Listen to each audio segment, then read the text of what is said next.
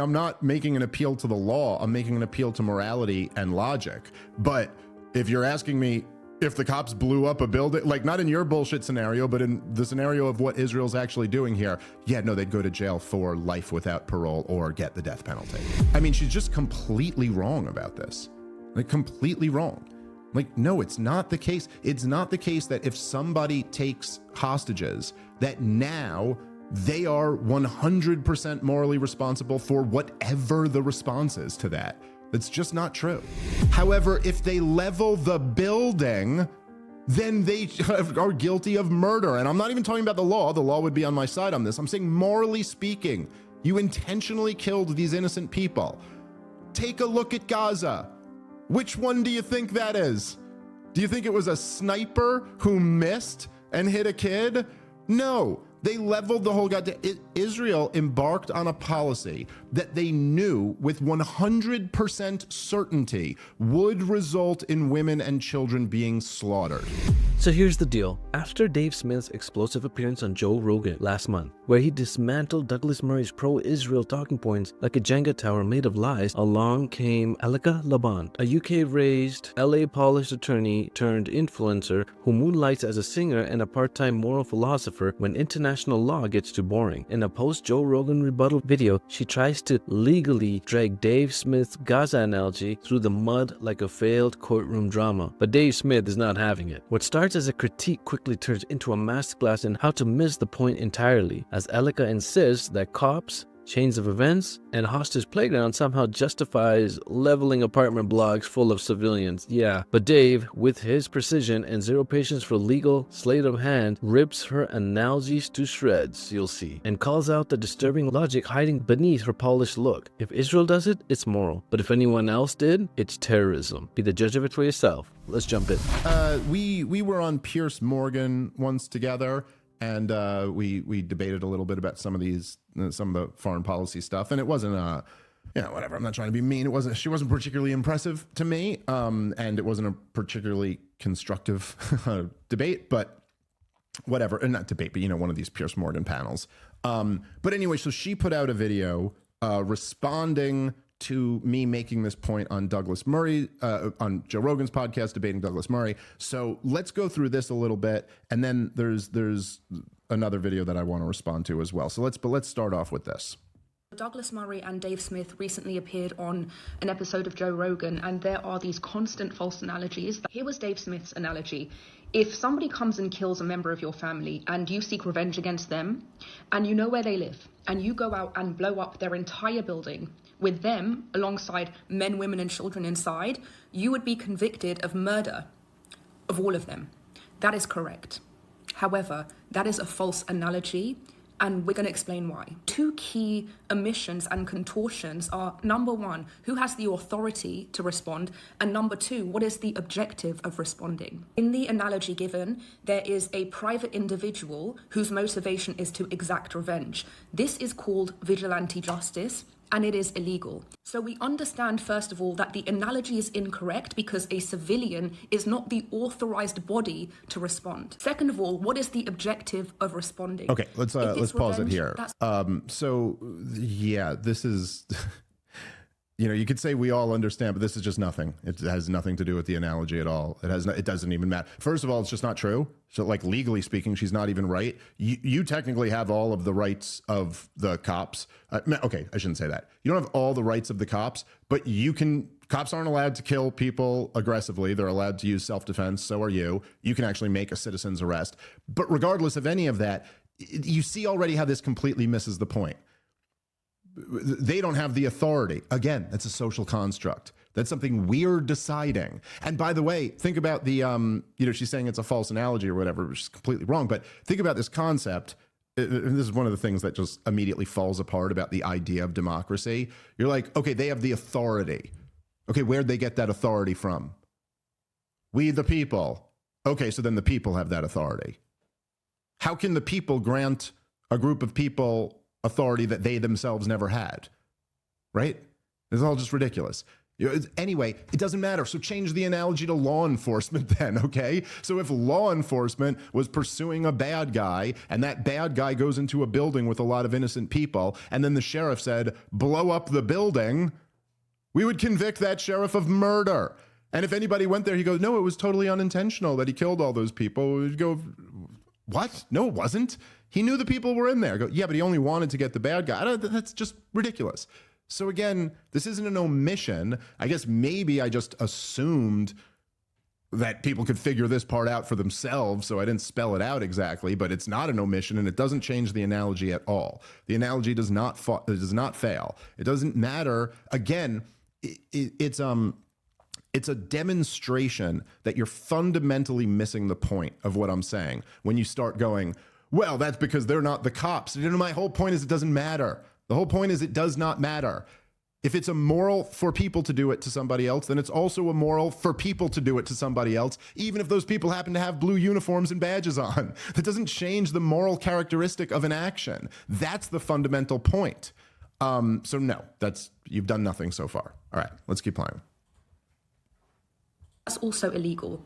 Nobody, not even the authorities, have the right to exact revenge. The correct equivalent is that the authorities, who are the authorized body to respond, are acting not out of revenge, but for the purpose of retrieval. Not just retrieval, but the capture of an individual who has committed a crime and has evaded responsibility and has verbally promised to commit the same crime 1,000 times more. Now let's give an accurate analogy. Okay, let's pause it before she goes to her accurate analogy. Again, she's bringing in the hostages here, and like you can do that. I'll still go through this analogy with the hostages, but just to be clear, like this is the game that these people who support this war in Gaza play, is that there's always from the very beginning been what they call like the dual goal of the war, right? They've always said it's retrieving the hostages and eliminating Hamas. So I'm more talking about the eliminating Hamas part. But if you're going to get into if retrieval is the only goal, like, okay, but you're still in the same situation. You still don't have the right to kill innocent people. Like, now, again, I'm not claiming that there's no scenario where, all things being considered, reasonable people might support a policy where innocent people die. I'm making the point that you can't claim it's not intentional. The concept of intentionality does not magically transform. Now, if you were trying to retrieve someone, let's say, again, make it a domestic comparison. So the cops are dealing with what's the word I'm looking at? A hostage situation. Okay. Well, first of all, what the cops do in that situation is they call in what's known as a negotiator, and you negotiate with the person who's taking the hostages. Now, if a sniper can get a clean shot, meaning we have reasonably high suspicion that nobody else will be hurt in this, then that's one thing. But if somebody were to come in, let's say they kidnap one of your kids and they go hold them up somewhere, and the sniper says, I have a shot, it'll kill 3 other kids, but we could kill the guy and then retrieve the kid, they'd be like, no. Because you can't kill 3 kids to save 1 kid, because when it's domestically, we view all human life as equal. It's not the case with Israel-Palestine. But then I would just make the other point is that because she brings in that they've threatened to do it 1,000 times over, which certainly is true. Hamas has made some threats about, there's several, or at least 3 high-level Hamas people who I've heard say that they're going to do as many October 7th as possible. But this is kind of a distraction from the point. It doesn't... Threats, when you're talking about what you're allowed to do based off threats, a huge element of that is how credible the threat is. So if I'm walking down the street, if a crazy random person puts a gun to my head and says, I'm going to fucking kill you, and I can get to a gun quick enough, I have the right to kill that person. That is self-defense.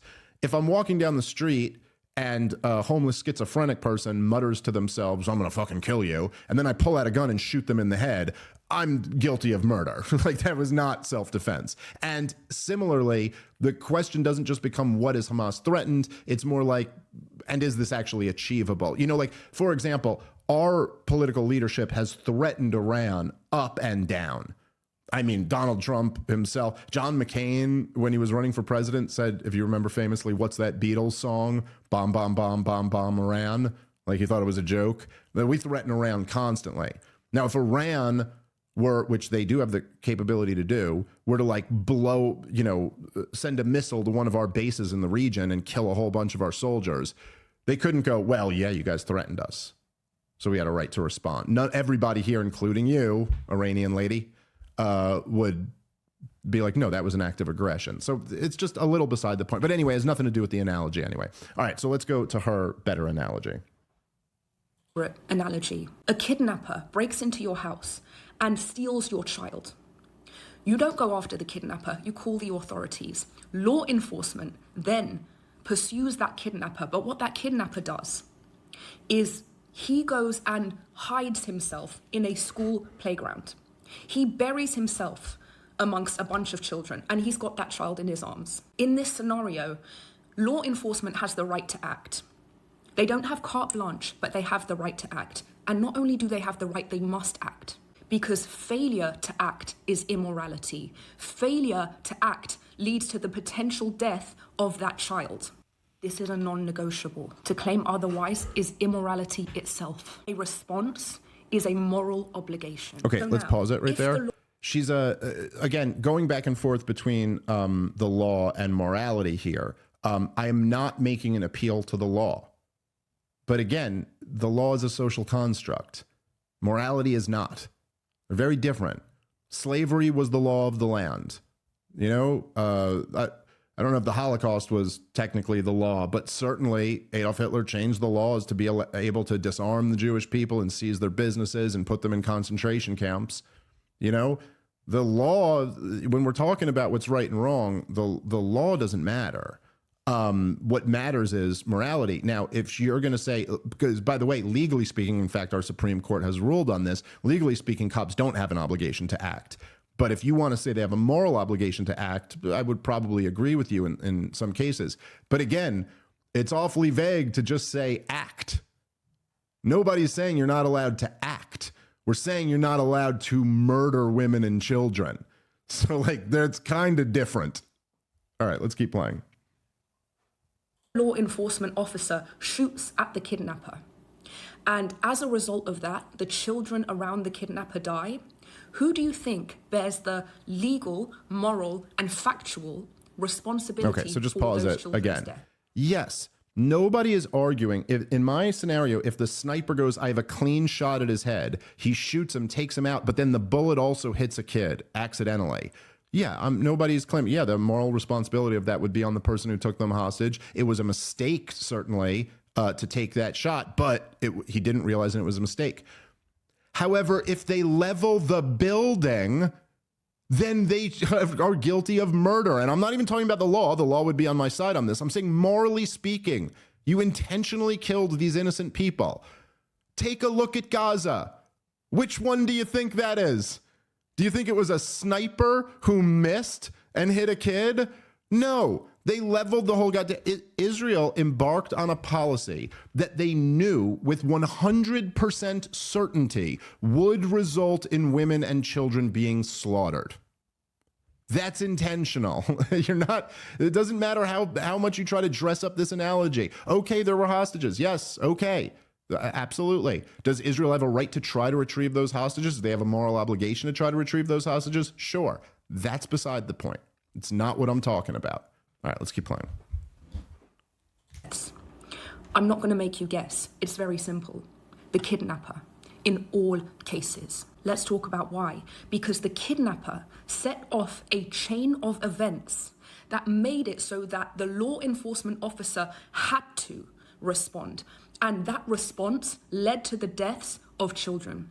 That kidnapper is the but-for cause of those deaths. Okay, let's pause it here for a second, because this is just, I mean, this logic is ridiculous. And she's, as I've seen a couple, I guess she's a lawyer. I've seen a couple of these lawyers who try to defend these policies just abuse the but-for clause, which is like not at all what it means. Like the but-for clause is like something that they'll use in court cases to kind of like establish, like it's limited in scope, right? So like if you're drunk driving and you hit somebody and they go, but for you being drunk, you wouldn't have hit this person, then okay, we can establish responsibility. But this is just totally abusing it. Like you set off a chain of events, therefore responsibility goes out the window. Like if again, in the example, which is much closer to what we're talking about here, which is law enforcement blows up the building and kills a bunch of innocent civilians, they can't go, but for this guy taking someone hostage, I wouldn't have done it. Even if that's true, they'd still be guilty. It doesn't matter. You can't say, oh, you set off a chain of events, therefore, as she just admitted, you don't have carte blanche, so then your entire argument here falls apart. That's not the case. It's not the case that just because someone set off a chain of events, therefore nobody else has any responsibility for how they act. And again, if you really were to take this to its ultimate logical conclusion, right, then it would be carte blanche. Israel could do anything they wanted to Gaza, right? I mean, they could round up the population and just shoot everybody in the head. They could drop nukes on Gaza and say, hey, they set off a chain of events. Now, we all know on some level that this is complete horseshit. All right, let's keep playing. Knowingly and intentionally buried himself among innocent children in order to evade capture. It is that is immoral. It is that is repugnant. And it is that caused the death of the children. I'm not saying this as a matter of opinion. Let me reiterate, that is factually, morally, and legally the case. The next question then is, would the law enforcement officer face any responsibility? Yes, that is also possibly the case in the instance that their actions were negligent. Or in the instance that they had another alternative that would not have involved harming those children. They would probably not face criminal consequences, but there may be some consequences regardless. Okay, let's pause it again. No, they'd face criminal consequences. I mean, again, I'm not making an appeal to the law. I'm making an appeal to morality and logic. But if you're asking me if the cops blew up a building, like not in your bullshit scenario, but in the scenario of what Israel's actually doing here, yeah, no, they'd go to jail for life without parole or get the death penalty because it's premeditated murder. Intentionally killing innocent civilians is premeditated murder. And intentionally killing innocent civilians when you do it in a uniform is still the same thing. All right, let's keep playing. Listen to me good. There is no scenario where that kidnapper is not 100% morally, legally, and factually responsible for those deaths. Now, let's make the analogy to the war in Gaza. Okay, let's just pause it for a second. I mean, she's just completely wrong about this. Like, completely wrong. Like, no, it's not the case. It's not the case that if somebody takes hostages, that now they are 100% morally responsible for whatever the response is to that. That's just not true. And again, in the example, if the cops leveled the building and killed all those people, nobody would accept that, oh, sorry, we're not responsible because somebody kidnapped a child. Therefore, we could kill a whole bunch more children. Nobody would accept that domestically. And it's shocking that she would even attempt to make that argument and then state it as a factual certainty. You're absolutely wrong. No one would accept it. It would be horrifically immoral. The cops would be 100% morally responsible for their response. And also in any civilized country, they'd go to jail for the rest of their lives or be put to death for murder in the first degree. All right, let's keep playing. Hamas broke into Israel on October 7th, not just slaughtered 1,200 people, but kidnapped hundreds more, and then went back to Gaza. That triggered the right of Israel to retrieve those hostages, not to exact revenge, but to retrieve. Secondly, when Hamas said, we promise to do this 1,000 times more, that triggered the right of Israel to prevent that 1,000 times more by dismantling the group that made such a promise. Okay, let's just pause it here again. Again, this is just batting down straw men, which seems to be a really common theme amongst people who are supporting this war. Nobody I've ever heard, and I've heard some pretty fringe radical views on this stuff, I've never heard anybody say that Israel doesn't have a right to retrieve their hostages and doesn't have a right to take out Hamas. Never heard anyone say that. Has anyone ever, by the way, a bunch of Hamas people got killed on October 7th. I don't know the exact number. But, you know, on October 7th, the IDF, many hours later, did end up responding. There were firefights and they killed some Hamas people. Has anybody ever objected to that? Has anybody ever claimed that they didn't have a right to kill the perpetrators of October 7th? I certainly haven't heard anyone say that. And that's certainly not what I'm saying if you're doing a video responding to me. So why we're talking about killing the innocent women and children. We're not talking about retrieving your hostages or taking out Hamas militants. That's never been what the conversation was about. So you could say they have a right to do that. Just like, again, imagine in my analogy, or a mix of our two analogies, whatever here, but imagine there's somebody kidnaps a kid, they go into a school building, the sheriff comes down, he goes, blow up the building, blows up the building, kills a whole bunch of kids, and then turned around and said, hey, I had a right to retrieve that hostage, and I had a right to kill that kidnapper. Yeah, that's not really the point. I think we'd all see that pretty clearly. All right, let's keep playing. Decision. That set off a chain of events that led to a war. And every single death that results from that war is caused by Hamas. Does Israel have any responsibility? Of course. Let's say that because of poor intelligence, Israel was led to believe that Hamas militants were within a particular building. Turns out that intelligence was wrong. And Israel strikes that building and kills innocent people. If that intelligence was shaky, if there was no strong reason to suspect that Hamas were in there, that would constitute negligent or reckless behavior. In such a case, Israel would also bear the responsibility for those deaths. However, under no circumstances, because Hamas set off this chain of events, under no circumstances would Hamas not be responsible for those deaths, the deaths in that very building. So when Hamas bears the responsibility for all of these deaths, and Israel bears shared responsibility, why is it that when we talk about objective immorality, we don't talk about the cause of that immorality? And that's exactly the point that Douglas Murray was making. Anybody can be against war. Not everybody understands the cause of that war. Everybody can say they know the difference between right and wrong. Not everybody understands the source of that wrong.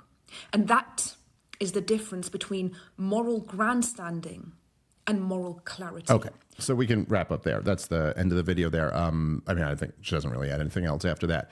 It's just a weird, you know, it's easy to oppose slaughtering women and children. Not everybody can support it. Okay. Again, you just see how ridiculous this is. It's funny in a way because, look, what I started out with on the analogy here, that I think you'd have to recognize, it's not an opinion. It's a description of reality. And so to try to twist yourself into pretzels here to be like, oh, Hamas started the whole thing, Israel cannot have responsibility for that. Yeah, no, actually they can. Actually they can. If you are implementing a policy knowing that it's going to result in innocent people being killed, you're responsible for that.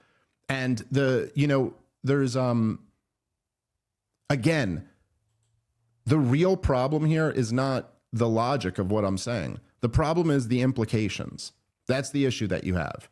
Because once you accept what I'm saying is obviously correct, then you'd have to be like, oh, so maybe I'm supporting mass murder here. And that's the end of this farce. Elica Le Bon tried to wrap state violence in legal ribbon, but Dave Smith came in and tore it down like a damp wallpaper. Her entire argument is built on courtroom theater, fancy language, hollow logic, and not a single ounce of accountability for the actual dead civilians we're talking about. She waffles on about authority and response objectives, like it's a civil dispute over parking tickets, while Israel turns entire residential block into ash. And she has the gall to suggest that Hamas being immoral somehow gives Israel free pass to flatten neighborhoods. That's not justice, that's moral outsourcing with blood on your hands. But let's be clear, Dave Smith isn't just right, he's uncomfortably right. That's why it rattles people like Elica. He exposed the stitched up logic that says murder is fine if your side does it, and worse, he pointed out what most won't dare say: you cannot outsource your ethics to governments and call it righteous. Her analogy fell apart the moment you swap uniforms for intent. Would you accept it if the British police dropped a bomb on a block of flats in Birmingham to catch one fugitive? No. Then why accept it in Gaza? This isn't complicated. It's not abstract. It's moral cowardness hiding behind legalese. And Dave called it line by line. If you're tired of the double standard, share this, speak out, and drop a comment below. Because if morality falls under a flag, it was never moral to begin with. Catch you later.